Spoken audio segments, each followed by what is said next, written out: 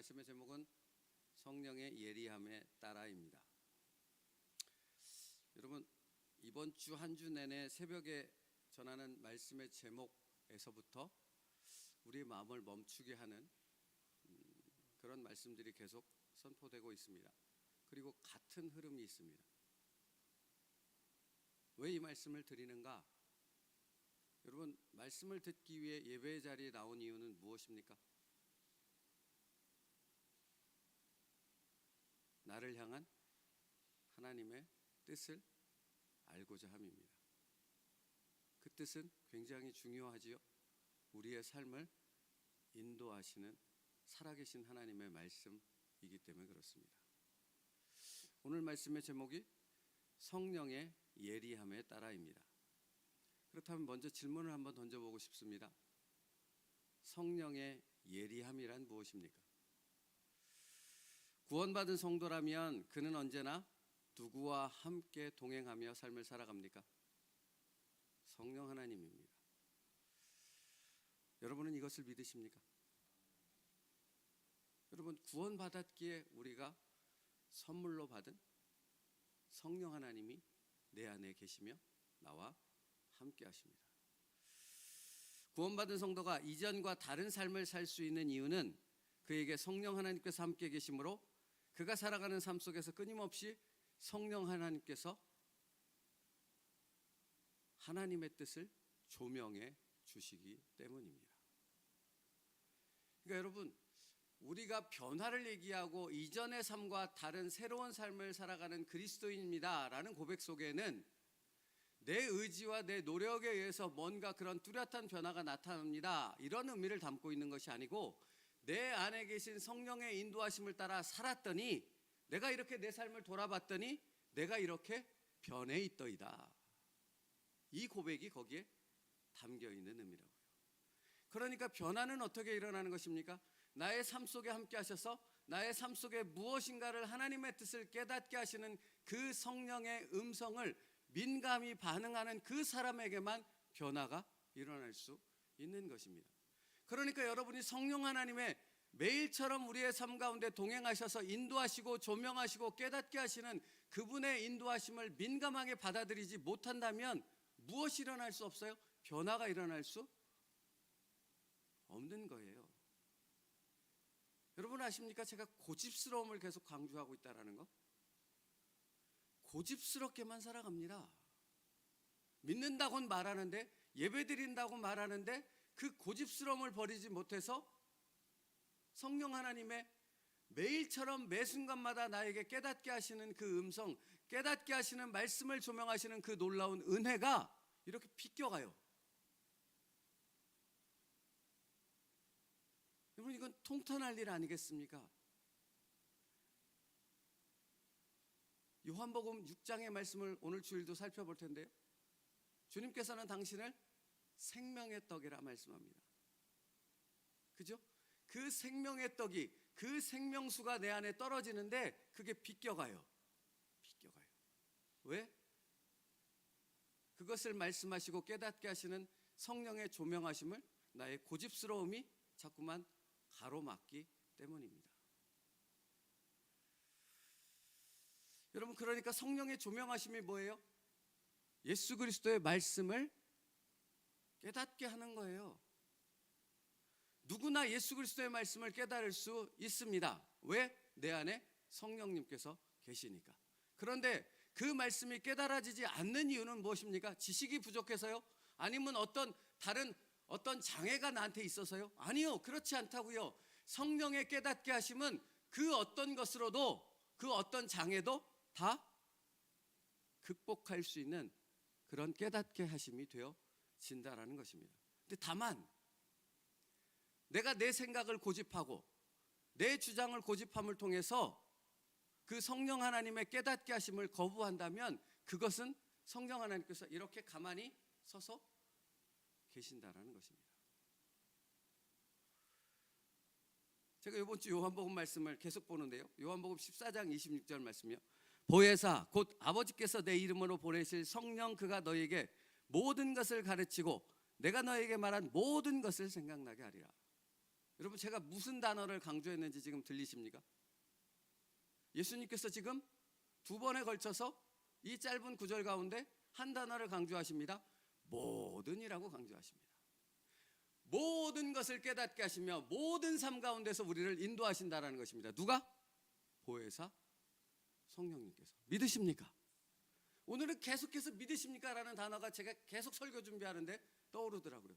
믿으십니까? 성령 하나님께서 우리의 모든 삶 가운데 함께 하시며 모든 삶 가운데 우리의 그 삶을 헤쳐나갈 수 있도록 예수 그리스도의 말씀을 모든 삶 가운데서 깨닫게 하시는 성령 하나님이심을 믿으십니까?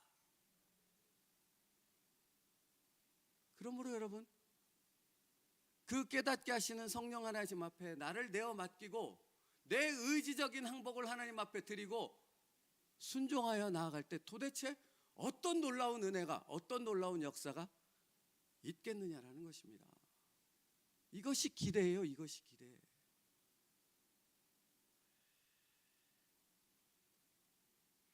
예수님의 말씀을 어떻게 나의 삶 가운데 적용시키며 그 말씀의 은혜 가운데 살아갈 수 있는지를 우리의 삶 속에서,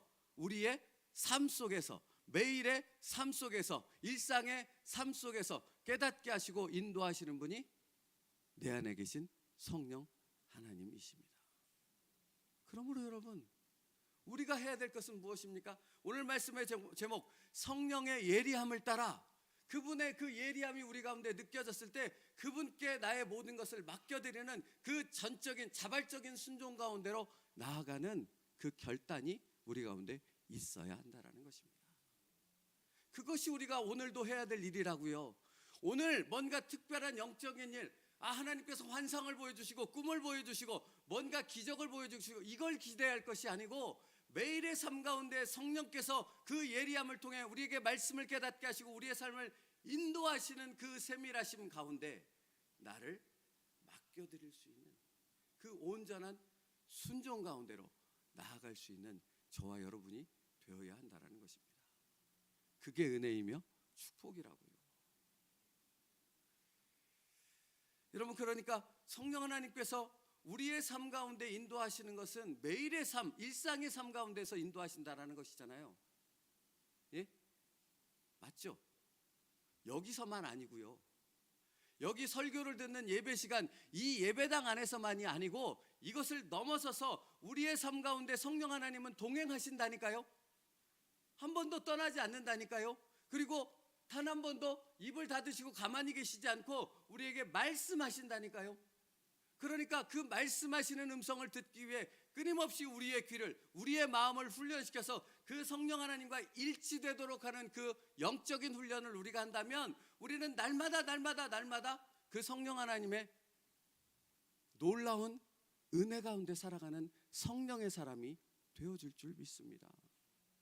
여러분, 조지 물러 목사님이 위대하게 사람들에게 입에 오르내릴 수 있었던 이유가 무엇입니까? 그가 쓴 책이요. 몇만 번? 모르십니까? 5만 번 기도받은 응답이라고 나오잖아요. 그러니까 5만 번이라는 것은 숫자가 중요한 것이 아니죠. 뭘 의미하는 겁니까? 매일의 삶 속에서 그가 성령 하나님을 따라 기도하는 것에 응답을 받는 삶을 살았다라는 의미 아닙니까? 그렇지요? 그러면 그분이 그렇게 살았다는 건 우리도 그렇게 살 수 있다라는 하나님의 메시지가 그 책에 담겨 있는 줄 믿습니다. 그 주체가 어디에 있습니까? 경건한 조지 물러 목사님의 그 경건한 영적인 능력에 있는 것입니까? 있지요. 있지요. 그 있다라는 말은 무엇입니까? 다시 말하면 성령 하나님께 그 능력이 있는데 그분은 그걸 알았던 거죠. 매일 함께 하시는, 매일의 일상의 삶 가운데 함께 하시는 그 성령 하나님께 내 코드를 맞추고 그분과 일치되는 삶을 살게 되면 일상의 모든 삶이 응답의 삶이 되어지며 그분과 동행하는 삶이 된다는 것을 그는 깨달아 알았던 것이죠. 그래서 그 은혜 가운데 들어갔던 것이죠. 그걸 누리지 못한다는 것은 무엇입니까? 우리가 아직도 그것을 알지 못하고 그 훈련의 과정을 우리가 게을리하고 있다는 것이 되어지는 것입니다. 오늘 성령의 예리함을 따라 라는 말씀은 그것을 하라는 것입니다. 포기하고 난 안 돼라고 좌절에 앉아 있는 것이 아니라 오늘도 말씀하시는, 오늘도 인도하시는 그 성령 하나님께 나를 내어드릴 수 있는 믿음의 결단의 순종이 저와 여러분에게 있기를 축복합니다. 우리도 우리 자녀 가운데, 여러분, 우리가 임종할 때 우리 자녀에게 나도 조지 물러 목사님처럼 5만 번의 기도의 응답을 받던 그런 삶을 살았다 살아가는 자녀야, 너도 그렇게 살아라, 이렇게 말할 수 있는 믿음의 축복된 사람 되기를 바랍니다. 여러분, 그러니까 성령의 사람이 누구입니까? 어떤 사람이 성령의 사람입니까?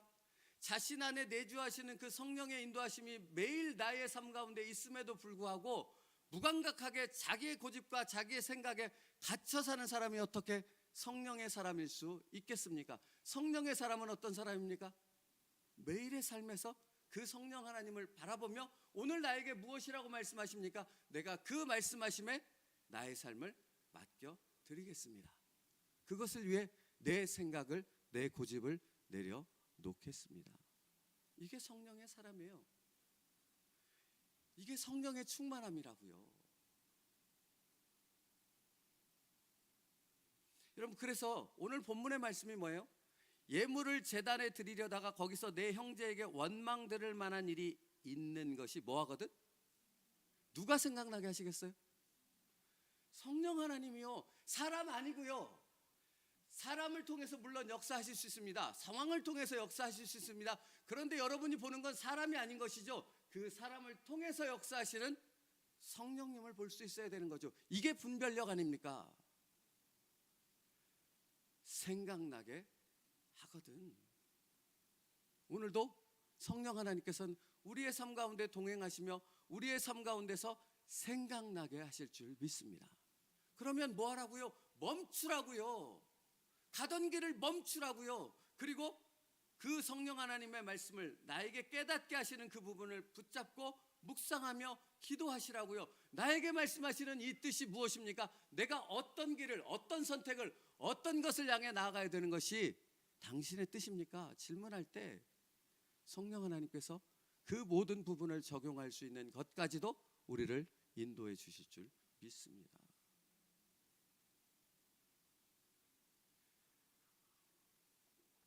그러므로 여러분, 오늘 말씀의 제목 성령의 예리하심을 따라 살아간다는 의미는 무엇입니까? 첫째, 성령 하나님께서 매일의 삶 속에서 조명하시는 그것에 대해서 올바로 분별하는가라는 질문의 첫 번째 질문이 되는 거예요. 두 번째, 깨달은 그것을 믿음으로 온전히 삶에서 순종하고 있는가? 여러분, 순종하기 위해서는 뭘 내려놔야 돼요? 내 생각이요. 여러분, 그러니까 제가 이걸 반복해서 말씀드리는 거예요. 직분 중요하지 않다고요. 수십 년 신앙생활 중요하지 않다고요. 여러분, 신앙생활의 경륜에 대해서 무시한다라는 말이 아닌 거예요. 수십 년 신앙생활 했어도 만약 당신이 성령의 인도하심에 민감하여 그것을 깨닫고 순종하는 일을 당신의 일상의 삶 속에서 하지 못한다면 도대체 수십 년 또는 직분을 받았다라는 것이 무슨 의미가 있겠느냐고요.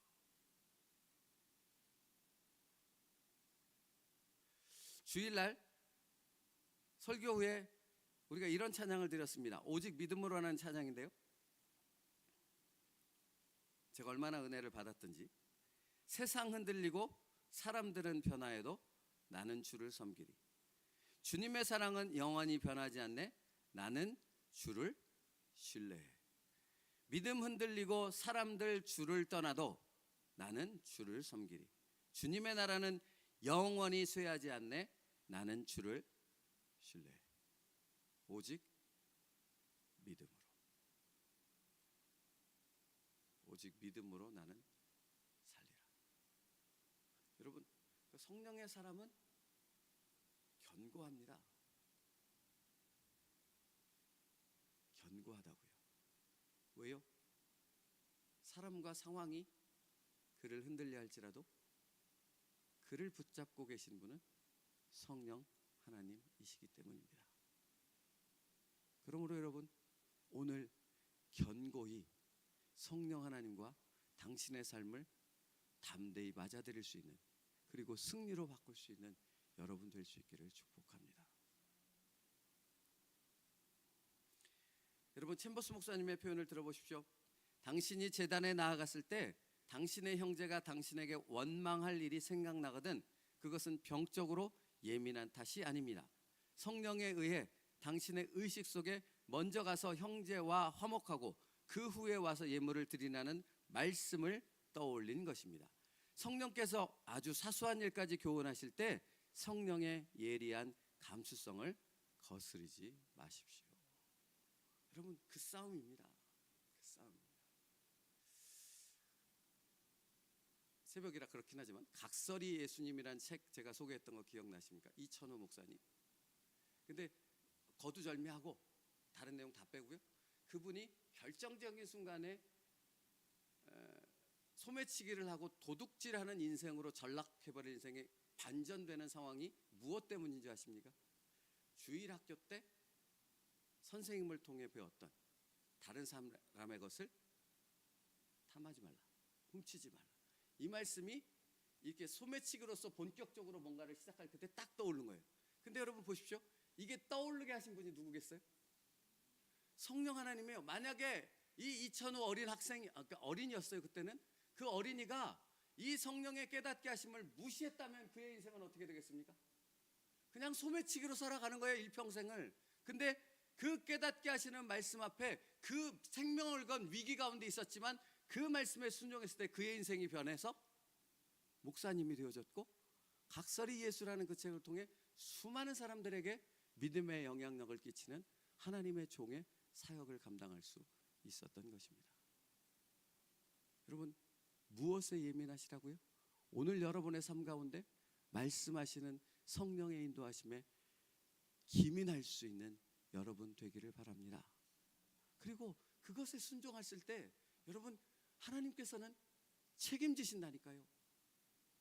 그 이천호 목사님의 삶을 책임지셨던 것처럼 우리의 삶을 책임지실 줄 믿습니다.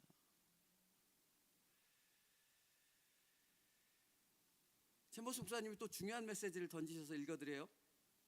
주님의 지시는 간단합니다. 먼저 형제와 화목하라. 온 길로 되돌아가서 주님이 당신에게 지시하셨던 확신에 따라 행하십시오 라고 말합니다. 여러분, 이 말이 매우 깊은 생각을 하게 되더라고요. 뭐 하라고요? 주님의 말씀이 깨달아지면 뭐 하라 그랬어요? 온 길을 되돌아가라.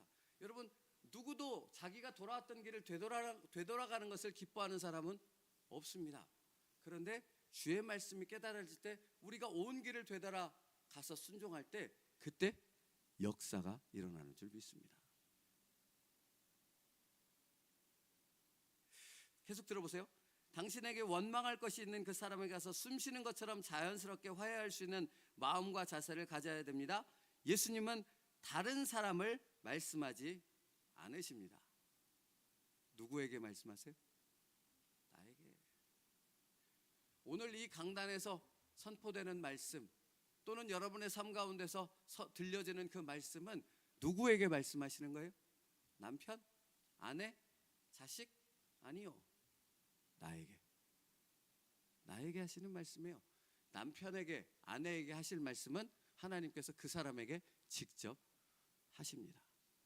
그러므로 여러분, 내게 주시는 말씀을 내가 아멘으로 받고 그 말씀에 기민하게 반응하여 순종할 때 나의 삶에 성령의 역사가 그 은혜로 채워지는 줄 믿습니다.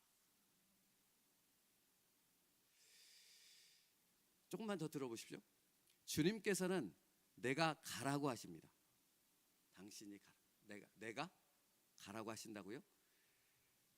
이때 당신의 권리에 대해 물어서는 안 됩니다. 그렇지요? 여러분, 왜 불순종합니까? 왜 고집스러운 사람이 됩니까? 나보고 가라고 말씀하시는 그걸 깨달았어요? 근데 이렇게 반응하는 거죠. 왜 내가 해야 되죠? 왜 나만 해야 되는 거죠? 왜 늘 나만 이래야 되는 거죠? 순종하지 않을 때 우리의 반응이 똑같지 않습니까? 저는 그렇더라고요. 왜 나만, 왜 내가, 왜 나만 죽어야 되는데요? 근데 주님은 뭐라고 하세요? 성령님은 우리에게 계속해서 뭐라고 하세요? 네가 죽어야 되는 거야. 예수님이 널 위해 죽으셨던 거죠. 그 다음에 이렇게 말씀하세요. 성도의 표시는 그의 권리를 포기하고 주 예수님께 순종하는 것입니다. 순종은 그렇게 될 수 있는 것입니다. 우리의 고집스러움은 그렇게 부셔지고 우리 안에서 내려 놓아질 수 있는 것입니다. 말씀 마치겠습니다. 성령의 예리하심을 따라. 오늘도 성령 하나님께서는 바로 당신에게 말씀하실 줄 믿습니다. 그러면 여러분, 기민하십시오. 깨어 있으십시오. 뭐라고 말씀하시는지 그 음성에 귀를 기울이시고 깨닫게 하시는 그 말씀을 뭐 하셔야 돼요? 붙잡으세요. 붙잡으세요. 놓치지 마세요. 생명의 말씀이라니까요. 그 말씀을 붙잡을 때 나에게 순종할 담대함이 생길 것이고, 그 말씀에 그 담대함을 따라 순종할 때 책임지시는 성령 하나님의 역사를 당신의 삶 속에서 경험하게 되어질 줄 믿습니다. 기도하시겠습니다. 살아계신 하나님, 오늘도 우리에게 말씀하시는 하나님이심을 알게 하셨습니다. 성령 하나님께서 우리 일상의 삶 가운데서 말씀을 깨닫게 하시고 그 말씀을 따라 어떻게 적용하며 살아야 될지를 우리를 인도하실 때 그 성령 하나님의 인도하심에 따라 순종할 수 있는 저희들 되게 하여 주시옵소서.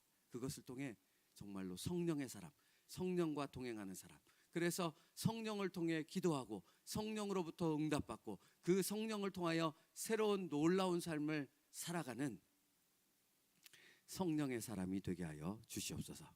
예수님의 이름으로 기도 올리옵나이다.